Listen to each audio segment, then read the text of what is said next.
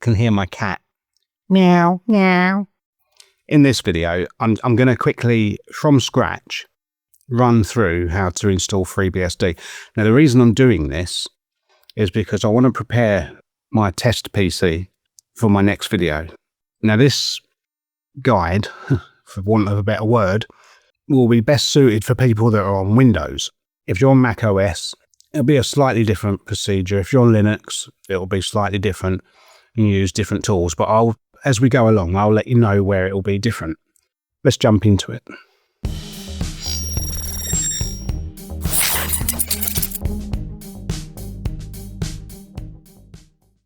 Okay, so the first thing we need to do is get a disk image of FreeBSD and the one that's targeted towards whatever kind of hardware that you're installing it on. In my case, it's AMD 64. It's a 64-bit x86 machine. Now, you could use i386, but it's been withdrawn from a tier 1 supported hardware by FreeBSD. So we're not going to use that. It limits you on your memory and a host of other stuff that there's no point. So AMD 64 for a 64-bit Intel-based computer. Let's go into it and get started, shall we? Right, so I'm on FreeBSD's website, and there's a nice big download FreeBSD button. As of the date of this video, which is the 14th of the 5th, 2025, or 14th of May, or 0514 for our American friends, the latest release is 14.2. 14.3 has started building. There we go.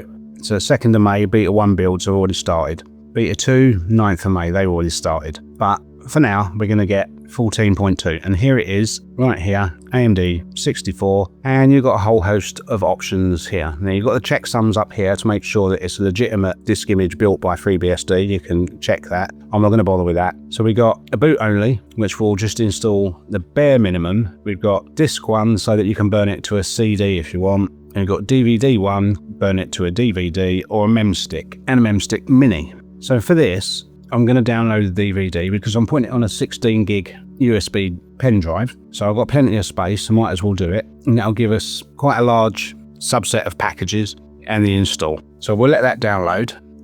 While we're doing that, we'll also get a tool called Rufus, which will allow us on Windows to burn that USB straight to our USB. And then we can boot from it.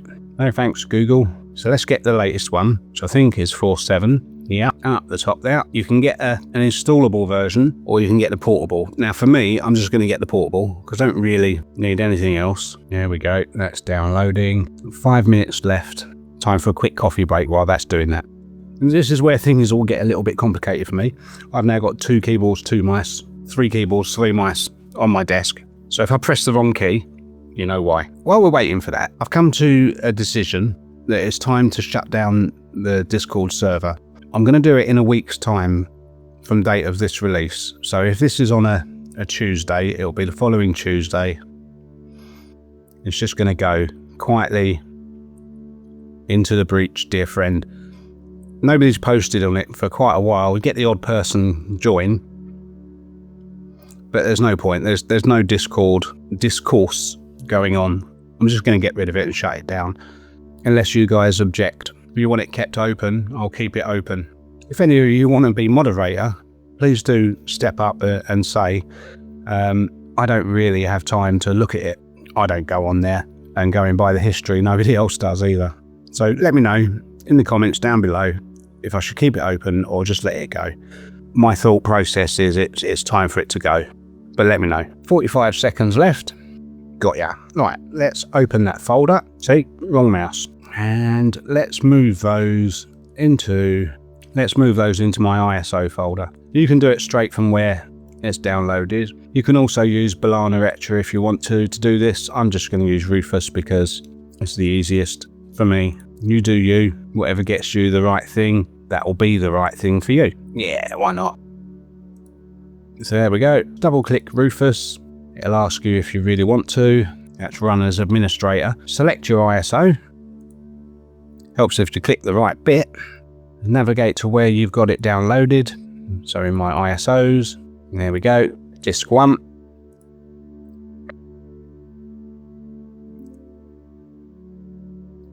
hybrid ISO, so DD will be enforced. Now, the interesting thing is on Linux and probably Mac OS, it'll probably be DD that you use to put this onto a disk. This is essentially a GUI for that. Now, there are some other options here, which we're not going to even bother with because there's no point, and that's changing the partition scheme and the target system. Now, as it happens, it's not letting me change this, but sometimes you get the option. Now, if you've got an older hardware that you're installing to, you might want this to be something else. Now, interestingly, it is a UEFI machine and it's got BIOS, which we don't really want. So I'm wondering if I can use the memstick option. Interestingly not. I wonder why.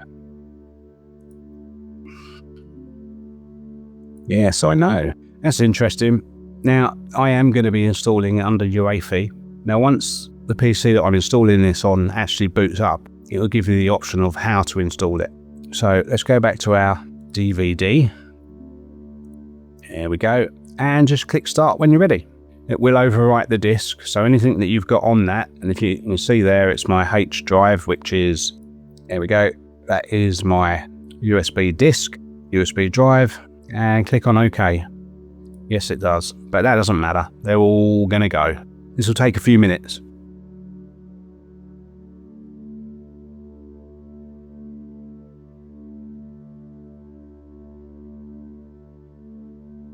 It's right in the image. We're about 55% done.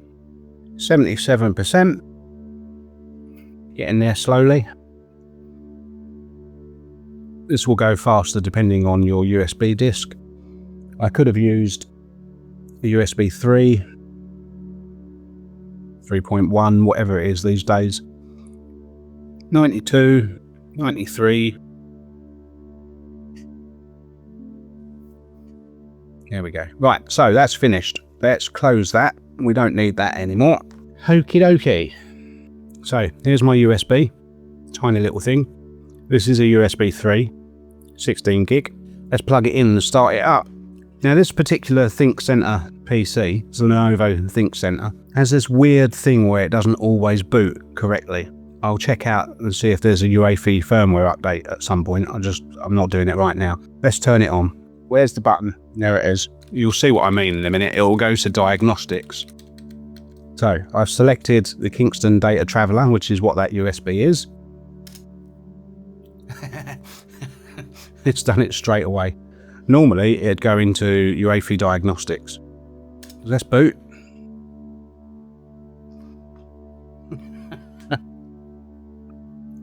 Oh man, make me to look like a liar. Let's install. Hello mouse. Right, select your language. You wouldn't believe it, but I'm in the UK and I speak English, sort of. UK keyboard. Give your PC a name. Now in this, because I'm doing it for my next video, I'm going to put in what I'm going to use for that.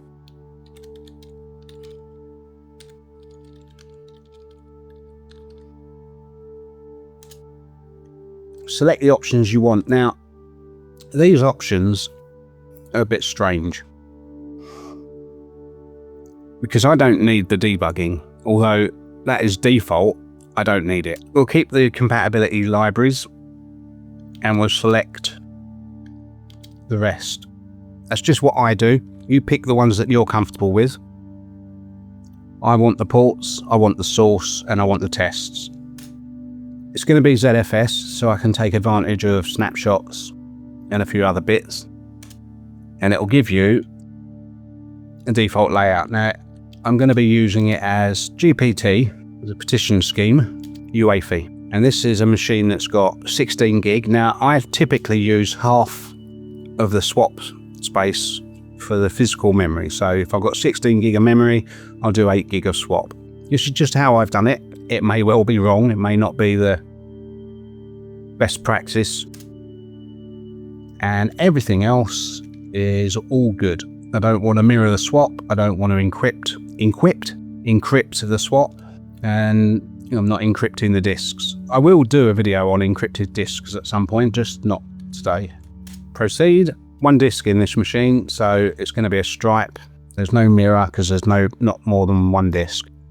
That's the disk. And yes, I want to. This will destroy everything that's on that disk. So if you've got stuff on there that you want to keep, back it up first. Back up, back up, back up. Take a couple of minutes.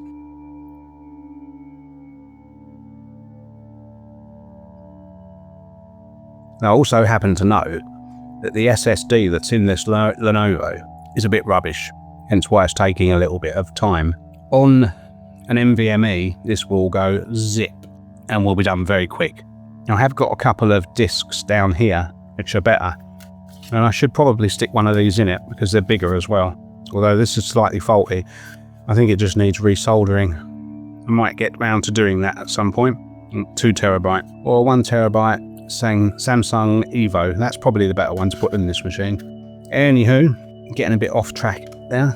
So, multiple FreeBSD EFI boot entries. Would you like to remove them all and add one? Yes. Put in a root password. This is for those new to FreeBSD or Linux or Unix in general. Root is the super user, the administrator, completely separate to the account that you would normally use. There is that separation of powers. I like that practice. I don't like logging in with an administrative account unless I have to. Most of my videos you'll see me doing that because I'm making changes. Okay, IPv4, yep.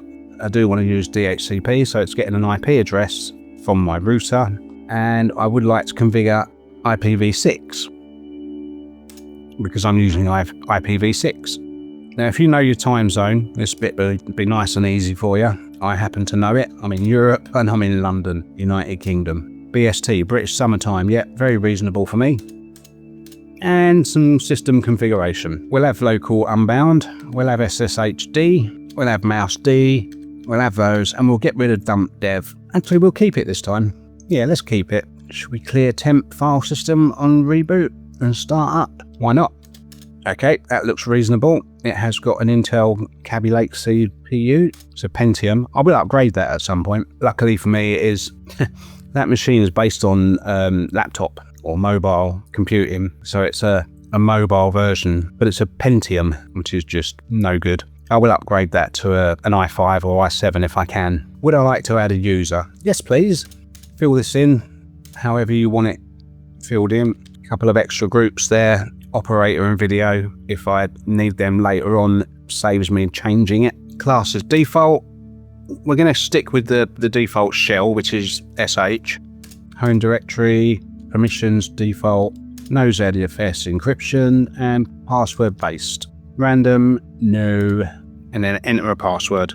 Lockout, no, and that's okay. And we don't want to add another one. We're all done. Would I like to open a shell in the new system to make any final manual modifications? No, I can do it all from when it's running.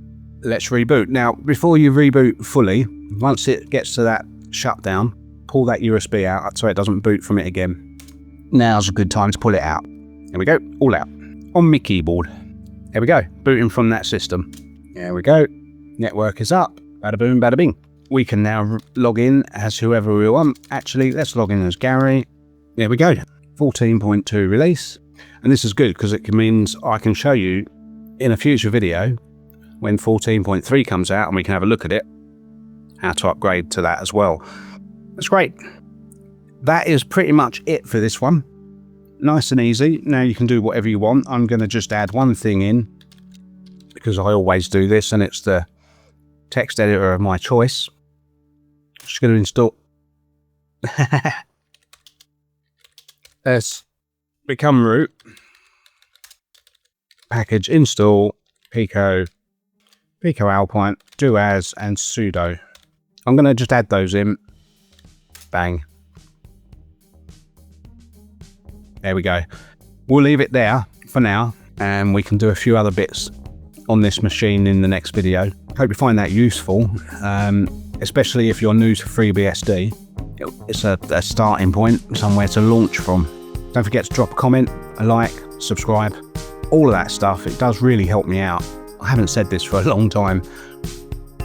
But yeah. And again, the link for Discord is in it's a weird thing to say because I just said that I want to shut it down, but it is down there. So if you want to jump in and say, don't shut it down, go right ahead. But I need some compelling reasons. If it's going to be used, I won't shut it down. Simple. Simples.